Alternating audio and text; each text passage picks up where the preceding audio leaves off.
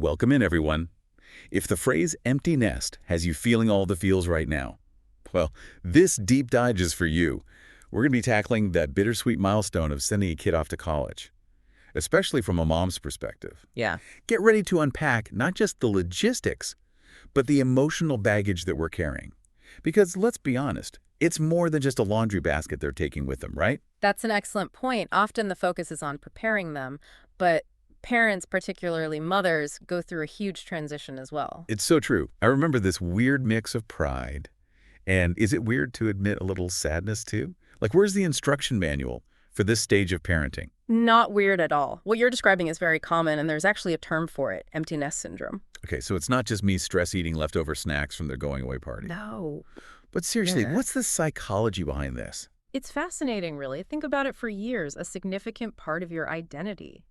Your daily routines, even your hormonal cycles revolved around your child. Suddenly that shifts dramatically. It's completely normal to experience a sense of loss, even disorientation as your brain adjusts. So it's like our bodies are hardwired for this almost grieving process, even though it's a happy occasion. Precisely. And like any major life change, even positive ones, it takes time to adapt. But Yeah. here's the interesting part. The research suggests that for mothers, these feelings can be even more profound. Really? Why is that? Do we just like get extra attached or something? There are several factors at play. Culturally, motherhood is often deeply intertwined with a woman's sense of self. Plus, hormonal changes during this phase of life can amplify feelings of sadness or anxiety. So it's this complex interplay of biology, psychology, and societal expectations. Wow, that makes a lot of sense. Yeah. So it's not just about missing those late night chats, it's a whole rewiring of our internal systems. Exactly. And on top of that, there's this shift in the parent-child dynamic itself. We're moving from a more directive role where we manage so much of their lives to a more supportive one. It's that classic letting go challenge that can feel like a constant push and pull. It's so true. I mean, I'm thrilled my daughter is spreading her wings, but it's tough to switch from fixing everything mode to you got this, even when I know I should. It's like my brain hasn't gotten the memo yet. It's a process, and it's different for every family. The key is understanding those feelings are natural. And even though your child is stepping into adulthood, that doesn't mean their need for connection disappears. It simply evolves. Okay, so how do we navigate that evolution without resorting to like carrier pigeon deliveries of homemade cookies? Yeah. Because don't test me. I suspect you're not alone in that impulse. Yeah. But you've hit on a crucial point, finding the right balance between staying connected and respecting their newfound independence. And that's where communication becomes key. Well, that makes sense. But it's not just about how often we're texting, right? There's a different art to it now. You're right. What we found is that many mothers need to adapt to their child's preferred communication styles. For some, daily texts might feel suffocating for others. A weekly phone call is their lifeline. It's like we're learning a new love language, college student edition. Exactly. And that's just the tip of the iceberg. The next source we're diving into gets into really practical strategies for nurturing that bond. Without accidentally becoming that parent who sends care packages addressed to their kid's entire dorm floor. Right. Because I'm not ruling it out. Yeah. But first we got to unpack this idea of a secure base, because it sounds familiar, but I need a refresher course. Great question. It goes back to attachment theory, which you probably touched on in Psych 101. The basic premise is, great question. It goes back to attachment theory, which you probably touched on in Psych 101.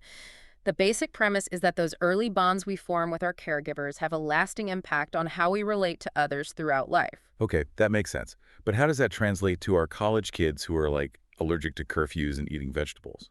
Think of it like this. Even as our children become more independent, that deep-seated need for a secure base, a place where they feel seen and supported, doesn't just disappear. It simply evolves. Okay, so instead of packing their lunchbox, we're more like an emotional home base they can always come back to. Exactly. But it's finding that balance between being a safety net and a launching pad. That means being emotionally available without being intrusive, offering support without taking over. Okay, so how do we actually do that? Because knowing what not to do, like resist the urge to reorganize their entire dorm room via FaceTime, is only helpful to a point. You'd be surprised how many parents struggle with that very urge. But you're right, it's about action steps. And this source lays out some really practical strategies, starting with a communication style they call autonomy supportive. Autonomy supportive. Okay, that sounds a little like a corporate jargon word, but I'm intrigued. Break it down for me. It's simpler than it sounds. It's about empowering your child to make their own choices, even if they stumble along the way. Instead of jumping in with solutions, we can try asking open-ended questions like, what are your thoughts on how to handle this? Or what resources do you think might be helpful? So less, here's the answer, and more, I trust you to figure it out, but I'm here if you need me. Exactly. And when appropriate, offering choices instead of directives. For example, do you prefer a quick check-in text during the wreck, or would a longer phone call on the weekend work better for you? Oh, I like that. It gives them a sense of control, which, let's be honest, is probably in short supply during those first few months of college. Precisely. And speaking of control, or rather letting go, the source also emphasizes the importance of non-intrusive support. Okay, this one feels like a tightrope walk. Because how do you know when you're being supportive versus, low-key stalking their social media for signs of a meltdown? Asking for a friend, of course. We've all been there. But here's the thing. True support often means giving them the space to navigate challenges, independently trusting that they have the resilience and resourcefulness to figure things out. Easier said than done some days, right? Yeah. Especially when it's your kid out there in the world trying to find their footing. But I hear you. It's about trusting them even when it's hard. And it's okay to acknowledge that difficulty. It doesn't mean you're not cut out for this stage of parenting. It means you care deeply. But here's the other side of that coin. When they do reach out, being fully present and engaged in that moment becomes even more important. Oh, that's a good point. So put down the phone, step away from the laundry, really give them your full attention. You got it. And this is where another strategy comes in: active listening. And I'm not talking about the nodding along while mentally planning dinner kind of listening. Oh, we've all been guilty of that. Yeah. So what does real college kid approved active listening look like? It starts with resisting the urge to jump into problem-solving mode, which I know can be tough for us fixer types. Instead, try mirroring their emotions back to them. So instead of jumping in with solutions, we can try reflecting what we hear. Like if they're stressed about exams, you could say, wow, sounds like you're feeling really overwhelmed with everything right now. Exactly. It's about validating their experience without trying to fix it. Sometimes just feeling heard is the most supportive thing we can do. It's like we're giving them permission to have those feelings, even the messy ones, without judgment.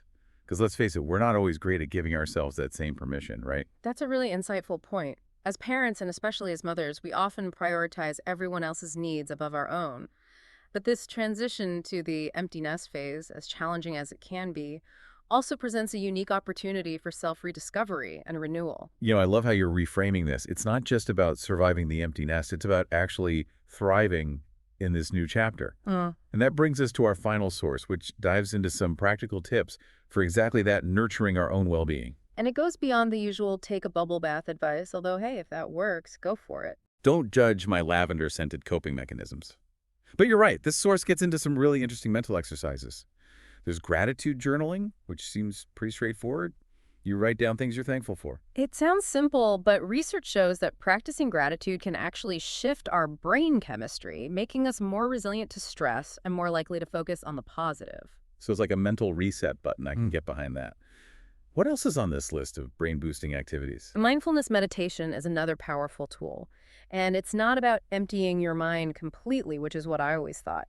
It's more about learning to observe your thoughts and feelings without judgment, which can be incredibly helpful when those empty nest anxieties pop up. It's like you're creating a little mental space between you and those spiraling thoughts. Exactly. And then there's visualization, which some people find really helpful for managing anxiety. The idea is to create a mental image of a calming, peaceful place. So when those, did I remind my child to pack socks? What if they're eating nothing but ramen? Thoughts take over. I can just picture myself on a beach somewhere, phone safely out of reach. Precisely. It's about training your mind to shift its focus, to interrupt those anxious thought patterns with something more positive. I love it.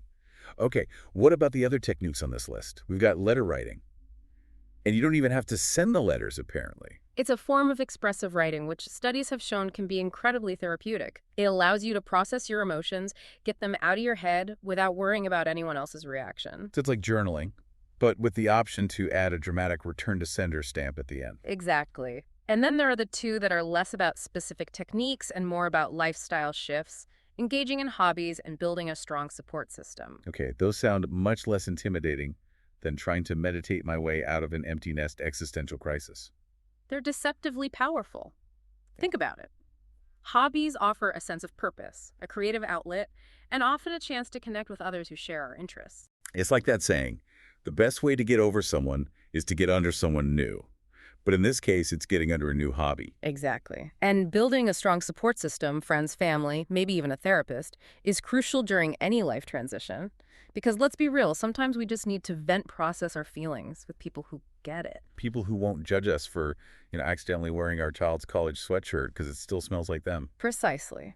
And who can remind us that we're not just mothers, we're multifaceted individuals with our own dreams, goals, and desires. And that rediscovering those parts of ourselves isn't selfish, it's essential. It's like we're being given a blank page to rewrite our own narratives, which is exciting and maybe a little terrifying all at the same time. And just like we encourage our children to embrace the unknown with open arms and a sense of adventure, we can extend that same grace to ourselves. I love that. So as we wrap up this deep dive, I'm curious, what's one takeaway you hope listeners will carry with them? That this transition is a journey, not a destination.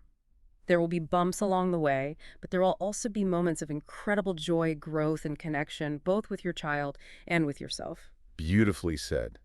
To all the parents out there navigating this bittersweet milestone, remember, you're not alone. And maybe, just maybe, the empty nest isn't so empty after all. It's simply full of possibilities. I couldn't agree more. And on that note, we'll wrap up this deep dive. If you found this conversation helpful, be sure to subscribe, leave a review, and share it with a friend who might need to hear it. Until next time, happy diving.